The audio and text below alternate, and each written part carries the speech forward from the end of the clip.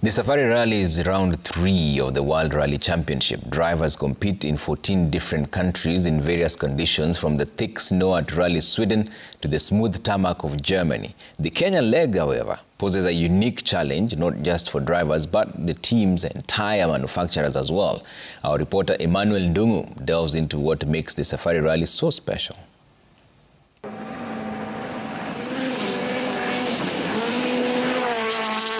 One of the biggest challenges of the Safari Rally is simply completing the event in one piece. A Safari Rally win is an accolade all rally drivers want on their list of achievements. It tests the drivers and their cars to the limit, from the rocky roads, the deep mud when it rains, and fine dust, also known as fesh. These are the unique challenges in all Safari rallies. It was the roughest Kenya we have seen so far, and it's super tough conditions out there with a couple of punctures as well, so very tough, but I'm happy to be here. The teams compromise greatly in terms of overall performance just to protect their car through the rally. This includes raising the ride height to the max despite creating an increased centre of gravity. Yeah, so for Safari Rally we have to have a very strong car because the conditions are very rough here, so we have a lot of protection underneath the car and a suspension system which is designed for all the rocks and keeping the ride height of the car very high to clear the obstacles. The raising the centre of gravity is not our primary concern. Of course, on tarmac or smoother gravel rallies then we think about that, but here it's 100% about the security of the car. And it's not just the teams who have to adjust to the terrain. The drivers too have to know when to push flat out and when to save the car. That's something young Finn Sami Pyri was learning at his first Rally Kenya.